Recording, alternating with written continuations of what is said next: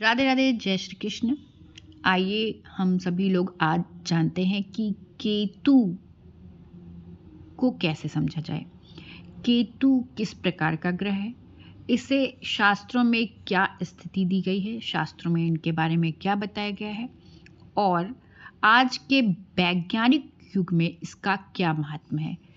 तो वीडियो के अंत तक बने रहिएगा। देखिए, यहाँ पर आज मैं लग्न में केतु क्या प्रभाव डालेगा इसकी चर्चा करेंगे। देखिए, सबसे पहले मैं आज केतु के मंत्र जो कि ऋग्वेद से लिया गया है के उच्चारण से मैं इस वीडियो को आरंभ करती हूँ, जो इस प्रकार से है। पलाश पुष्पम संकाशम तारकाग्रहम मस्तकम रौद्रम रौद्रात्मकम घोरम तम केतुम प्रणमाम्यहम्। इसका अर्थ, जो शाब्दिक अर्थ है वो ये है कि जो पलाश के पुष्प के समान तेजस्वी और लाल रंग का होता है। पलाश का पुष्प बहुत सारे जगहों पर मिलता है, झारखंड में स्पेशली ये बहुत बहुतायत में पाया जाता है और इसका रंग गहरा ऑरेंज होता है। तारका ग्रह मस्तकम, ताराओं और ग्रहों के ऊपर स्थित है। रहस्यमय और ऊर्जा की शक्ति के रूप में ये इसका मतलब निकलता है, उत्पन्न है ये। और रौद्रम यानी बहुत ही ज़्यादा उग्र है। रौद्रात्मकम, जिसकी प्रकृति तीव्र और शक्तिशाली है। घोरम, भयानक और प्रचंड है। तम केतु प्रणमाम्यहम्, ऐसे केतु देव को मैं प्रणाम करती हूँ। अब यहाँ पर जो शास्त्रों में दिया गया है कि क्या जानेंगे, तो पुराणों में सबसे पहले पुराणों में ही इनका जिक्र आता है कि ये स्वर जो समुद्र मंथन के समय विष्णु पुराण और भागवत पुराण में स्पेशली दिया गया है कि जो विष्णु भगवान ने मोहिनी रूप धारण किया हुआ था और स्वर भानु नामक राक्षस देवताओं के बीच में बैठ गए थे और अमृत का पान करने लगे थे, जिनको सूर्य और चंद्रमा ने देख लिया था। और जैसे ही उन्होंने चिल्लाया तो विष्णु भगवान ने उस समय उनकी गर्दन काट दी। लेकिन चूंकि उन्होंने अमृत का पान कर लिया था, इसलिए वो अमर रहे और उन्हें ग्रहों के बराबर अधिकार प्राप्त है। और उनको अब यहाँ पर जो सर था वो तो राहु बने और जो उसका धड़ था वो केतु बना। इस प्रकार से राहु केतु कहलाए। हालांकि ये अगर देखा जाए तो वो एक प्रकार से पृथ्वी और सूर्य और चंद्रमा के नोड के रूप में दिखाई देते हैं। देखिए, बृहत्पराशर होरा शास्त्र में इनके लिए स्पेशली ये दिया गया है कि एक छाया ग्रह है। छाया मतलब कि इनका अपना खुद का वजूद नहीं है, कोई सब्जेक्ट नहीं है, भौतिक ग्रह के रूप में नहीं बल्कि एक बिंदु के रूप में इनको एक्सेप्ट किया जाता है। और लेकिन इनकी स्थिति बहुत ज़्यादा इम्पॉर्टेंट होती है, जिससे हमारे पृथ्वी की जो ग्रेविटेशनल फोर्स है उसको कहीं ना कहीं उसके कारण उस पर प्रभाव पड़ता है। इस वजह से इसको बहुत अधिक महत्व दिया गया है। और यहाँ पर जो केतु हैं, इन्हें मोक्ष और वैराग्य और आध्यात्मिक ज्ञान के कारक के रूप में माना जाता है। केतु व्यक्ति को भौतिकता से दूर करके अध्यात्म की ओर ले जाता है, ऐसा माना जाता है। ये बृहत्पराशर होरा शास्त्र में दिया गया है। इनका रंग धुएं जैसा होता है, धूम्र जैसा होता है। और ये जो तपस्या, सिद्धि, रहस्य की विद्या में सफलता प्राप्त होती है और ये अहंकार का विनाश करते हैं। व्यक्ति के अंदर जो तत्व ज्ञान होता है, आत्मज्ञान होता है, उधर उनका झुकाव होता है।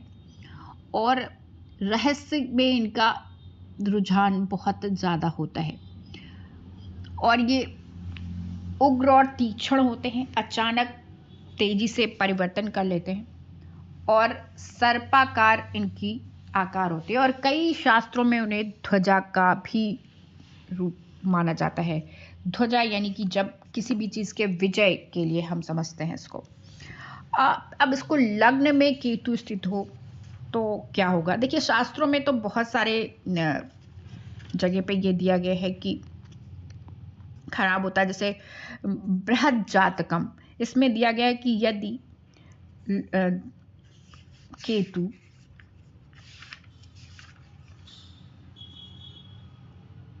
प्रथम स्थान पर हो तो अपने जो बांधवों से क्लेश होता है, दुर्जनों का भय रहता है, चित्त में घबराहट रहती है, मनुष्य स्त्री पुत्र आदि की चिंता में सर्वदा लीन रहता है और चित्त में भ्रम की स्थिति उत्पन्न रहती है, वात योग की पीड़ा रहती है।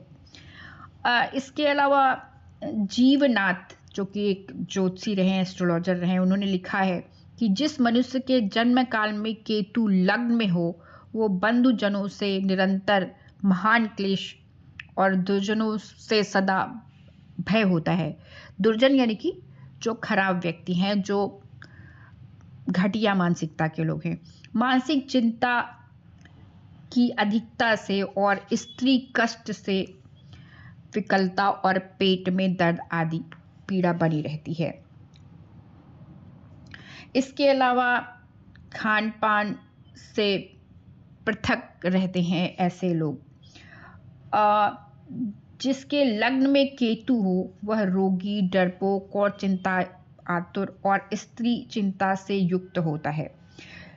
परंतु यहाँ पे ये सारी चीज़ें मैं जैसे और बृहद जातकम में एक जगह ये लिखा हुआ है कि लग्न में केतु हो तो क्लेश, रोग, व्यग्रता, उद्वेग, स्त्री की चिंता, भोग से भी भय और मामा को कष्ट होता है। मान सागर में लिखा गया है कि लग्न में केतु हो तो बांधवों से कष्ट होता है, दुर्जनों से भय होता है, व्याकुलता रहती है, स्त्री आदि का पीड़ा बनी रहती है।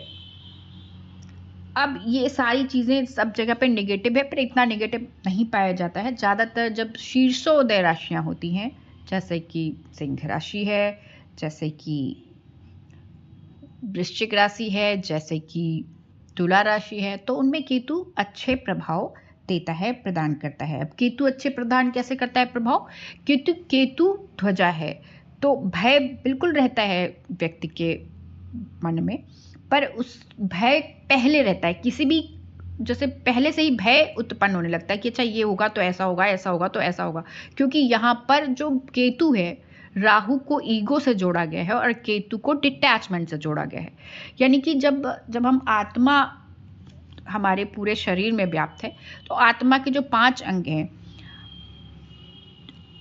आत्मा के मन, बुद्धि, चित्त, अहंकार, तो जिसमें से अहंकार को हटा दिया गया तो मन और बुद्धि ये सब का संबंध केतु से बना रहता है। तो यहाँ देखा जाए तो अवचेतन मन से कनेक्शन हो जाता है। तो अवचेतन मन से मतलब अब अवचेतन मन में पहले से ही कोई भी चीज़ आने लगती है दिमाग में कि ऐसा होगा तो ये होगा, ऐसा होगा तो ये होगा। दिमाग इतनी स्पीड में अंदर अंदर चलता है, बाहरी वो प्रेजेंट कर रहा होता है, वो कूल है, नॉर्मल है, पर अंदर अंदर चल रहा होता है। और कई बार क्या होता है कि केतु रौद्रम और रौद्रात्मक यानी कि बहुत ज़्यादा गुस्सैल भी है, तो गुस्सा भी व्यक्ति को आती है क्योंकि कई बार वो कुछ चीज़ें करता है, लोगों के लिए बहुत सारी चीज़ें करता है, समाज के लिए, दुनिया के लिए कार्य करता है और निरंतर कार्य करता रहता है क्योंकि एनर्जी बहुत ज़्यादा है, क्योंकि वो तारों और ग्रहों के मस्तक की ऊर्जा को लेकर के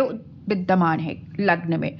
तो इसलिए व्यक्ति बहुत अधिक कर्मशील होता है और बहुत ज़्यादा अच्छी तरीके से किसी भी चीज़ को करता है। तो अब ऐसे में उसकी एक्सपेक्टेशन भी ये रहती है कि वो ठीक हो, क्योंकि और ये एक्सपेक्टेशन प्रेजेंट नहीं हो रही होती, अंदर ही चल रही होती, उसके मन में चल रही होती कि ऐसा होगा तो ये होगा, ऐसा होगा तो ये होगा, मैं ये करूँगा या करूँगी तो ऐसे रिजल्ट आएंगे, लोग मुझे अप्रिशिएट करेंगे। जो एक अप्रिशिएशन की जो भावना है वो बहुत ज़्यादा प्रबल होती है कि मुझे अप्रिशिएशन मिले, क्योंकि वो अपने आप को रिप्रेजेंट करने में ही पूरे टाइम की वो मुझे एक्सेप्टेंस मिले, क्योंकि वो डिटैच है, वो जो चीज़ नहीं है वो प्रेजेंट कर रहा होता है पूरे टाइम पे।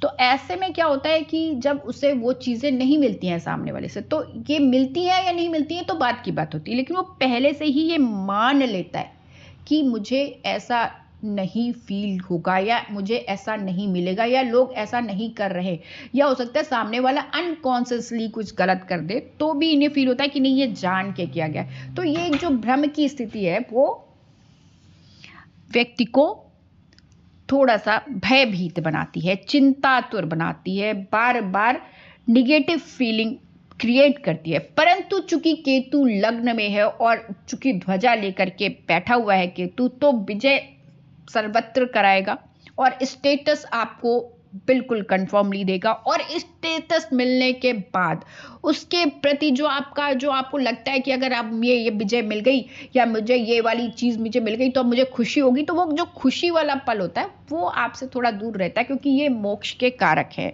डिटैचमेंट के कारक है। तो जब आपको कोई चीज मिलती है तो आपको उतनी खुशी नहीं मिलती है। आपको खुशी तभी मिल रही होती है जब तक आप कर्म कर रहे होते हो, आपको लग रहा होता है कि ये चीज मिलेगी। जैसे एक माइलस्टोन है ना, कि जैसे अब रेस है कोई, अब मैं इसको टारगेट है कि हमको दौड़ना है, मैराथन है तो उसको हमको जीतना है, और जब हम वहां पहुंच जाते हैं तो उसके बाद फिर जो एंथू होता है वो खत्म हो जाता है, फिर उसको नया टारगेट चाहिए होता है। अगर आप लगातार कंटिन्यूअस नए नए टारगेट्स अपने आप को देते रहेंगे तो आपका केतु बहुत बढ़िया तरीके से चलता रहेगा।